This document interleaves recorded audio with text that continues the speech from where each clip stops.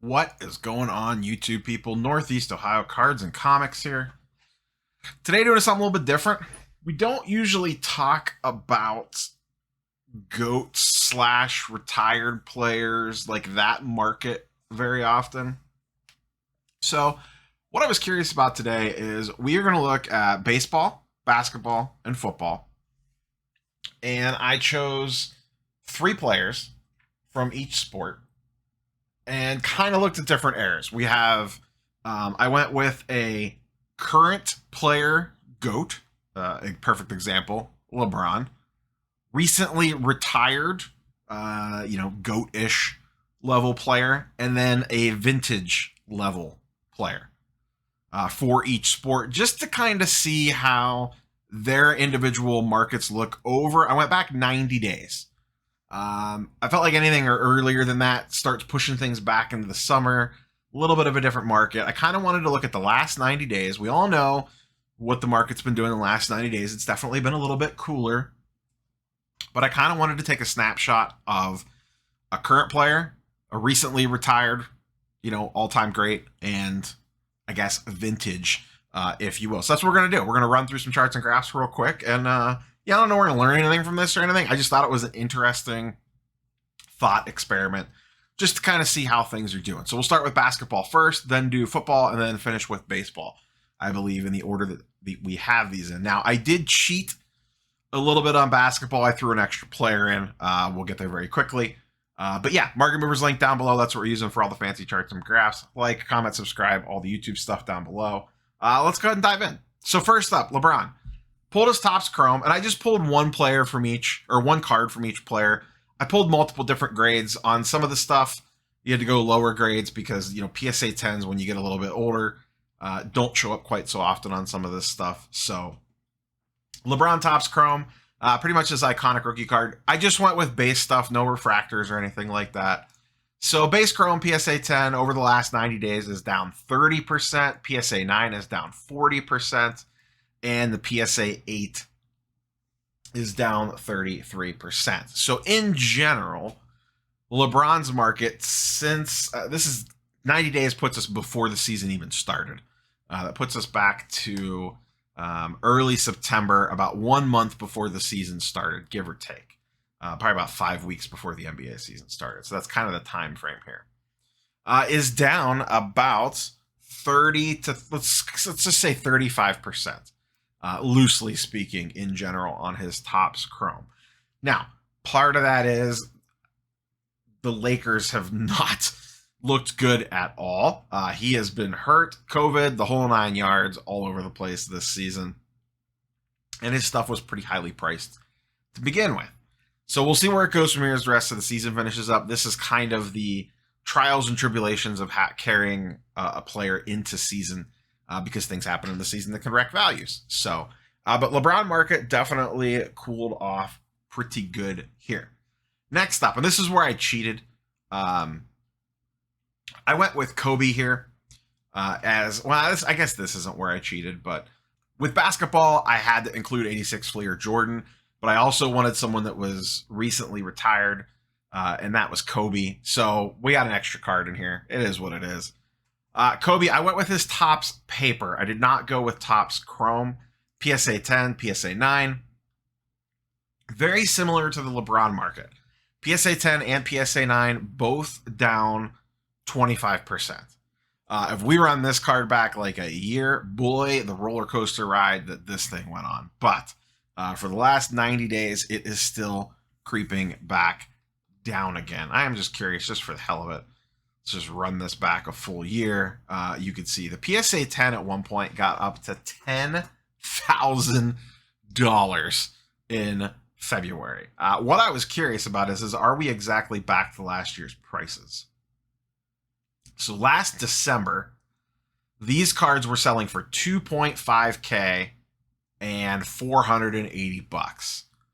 So Kobe is actually under last year's prices. So that's an interesting, I don't really know necessarily what to do with that nugget of information, but his market has completely reset. It went through this wild times, in the beginning of February. it has gone back to pre-December numbers. The actual interesting angle here is the price of the PSA 9. That seems very reasonable at $310. Now, very high population on this at 13K for a mid-90s card. Obviously, the PSA 10 much lower at 3,500, but not bad. If you want a Kobe card for $300, that seems extremely reasonable. We'll see how much that keeps going down from here, but where the bottom is anyone's guess. That's just an intriguing number now that I see what it was priced at about a year ago. Moving on here, 86 Fleer Jordan. I went with PSA 9, PSA 7, and PSA 5. I just kind of wanted to get a little bit of a mix here on these three cards. And once again, going back 90 days, PSA 9 only down 10%, so it's kind of stabilized. Back in the summer, it had been a little more topsy-turvy. PSA 7 stays flat at 0% change, and a PSA 5 is down 25%. I like the PSA 5 because it's kind of a little bit above an entry tier grade. You know what I mean? If you kind of want a Fleer Jordan, people might save up, try to get something a little bit nicer. The other thing, too, with these cards, and you kind of see, there's some jumps around a little bit.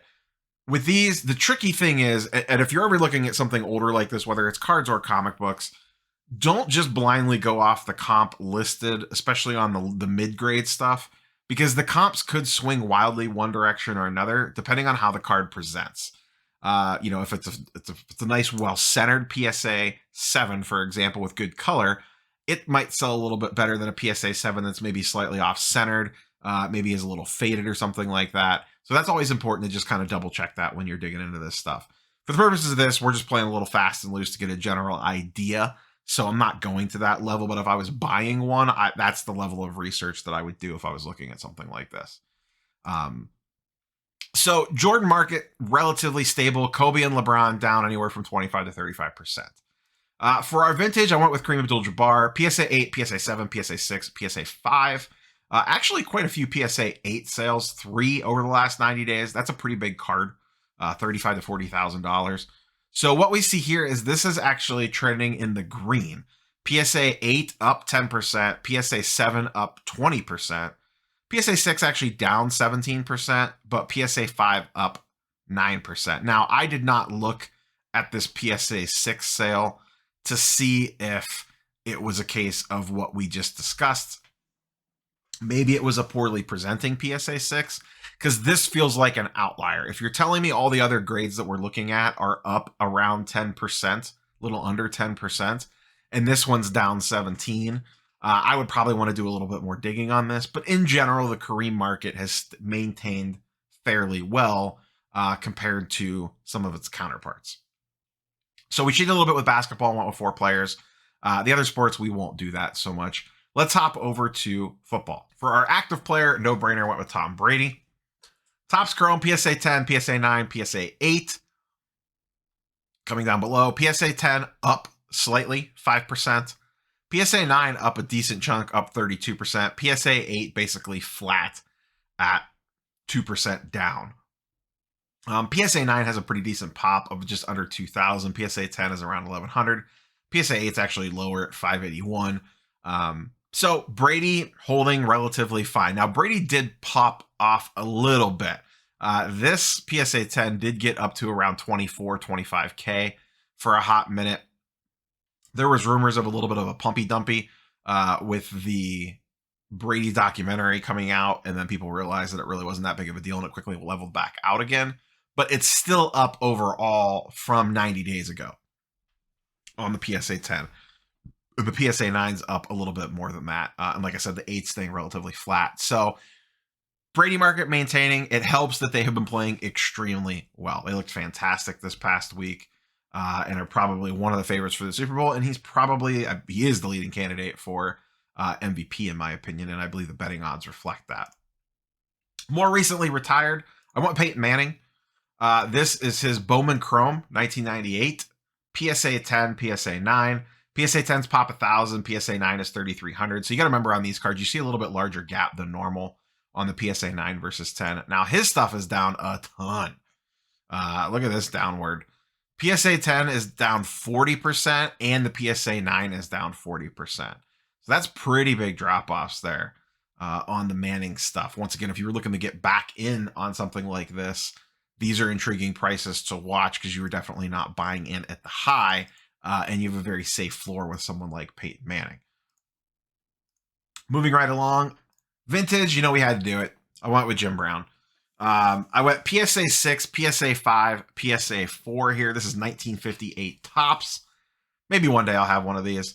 Coming down here, down slightly, ever so slightly. PSA 6 down 10%. PSA 5, 0% change, 3 have sold. And a PSA 4 down 5%. So ever so slightly down, but this is about as safe gets in the football world. This card's always in demand. I don't see it fluctuating very much, especially on the downward side, but you might see these slight little ticks here up and down. People are always looking for this card. Vintage, it has its ups and downs for sure, but in general, especially if you're looking at the long term, it's almost always the safest play around if you buy into the correct players. But sometimes they can get pretty pricey, and it is hard to find them at comp sometimes. Vintage is the one market that will tell you to go jump in a lake when it comes to using comps on them, especially if they don't want to move the card. So, but Jim Brown market, very, very stable. Like I said, down very, very slightly. And filtering back to Kareem Abdul-Jabbar, his stuff was up slightly versus Brown's being down slightly when it comes to the vintage stuff. Moving over to baseball, Mike Trout, pretty obvious choice for active players just because he has the longest tenured career at this point in time. No World Series, obviously, but just absolutely insane numbers. 2011 Topps update. PSA 10 is pop 5,500. PSA 9 is pop 3,100. So decent sized population on the PSA 10. Over the last 90 days, the PSA 10 is down 10%. PSA 9 is down 30%. This actually popped back up a little bit again on Sunday's video. This was down to 2,500. It's back up to 2,750. That 2,500 sale was one of the lowest that I've seen in a while on his PSA 10. But fairly stable. But this has been, we've talked about this a bunch on videos. This has been Trout's price throughout since he got hurt, basically. This card's barely moved off 3K. About 5% either direction most days. So still continuing to maintain that. We'll see as the offseason moves on. If the Angels were able to swing some big deals in, they bring in a couple free agents. But I don't know that it was enough to move the needle per se. I would really like to see what his cards would do if the Angels ever had a legit competitive team and he had the threat of playoffs / World Series or anything like that. What would his card prices legitimately do? Would it get a massive bump or wouldn't it? So, but Trout maintaining relatively stable. For recently retired, once again, recently retired is a very loose term here. I went with Griffey Jr. I just had to. I mean, iconic card from my childhood. This was the chase card when I was growing up. I was 8 years old when this card hit the market. I still remember buying packs of Upper Deck chasing this card. I never pulled one ever. PSA 10, PSA 9, PSA massive pop on this card as well. PSA 10 is pop 4,000. PSA 9 is pop 27,000. So you get a big gap here on 10 versus 9s. 10 is sitting at $2,500. 9s are all the way down to 215. This card's I don't want to say it's a dime a dozen in a PSA 9, but basically a dime a dozen in a PSA 9. Higher pop than Zion PSA 10 base Prism and Griffey PSA 9. But the 10 does okay, $2,500. Actually up 16% over the last 30 days, or I'm sorry, last 90 days. PSA 9 down slightly over the last 90. So the gap widens there just a little bit. This card has bounced around a little bit, as you could see as well in the PSA 10. On the vintage side, I went Hank Aaron, 54 Topps. We went PSA 7, PSA 6, 5, and 4. Once again, just to get us a wide array here. You can see 4 sales, 2 sales, 5, and 5. These don't move a ton. PSA 7 down 12%. PSA 6 up 15%. PSA 5 up 47%. And PSA 4 down 14%. Interesting thing here, I don't really know why this is. I don't know if this is, once again, it could have just been presentation on these cards. I don't know. The PSA 5 and PSA 6, very close to each other in pricing across multiple sales. Just not that big of a gap for whatever reason. So I don't know if that's, Is the 5 overpriced or is the 6 underpriced? I don't know. I just do not know this market well enough at all. But in general, over the aggregate, holding just fine. Like I said, the PSA 7 is down slightly, but the other ones are up.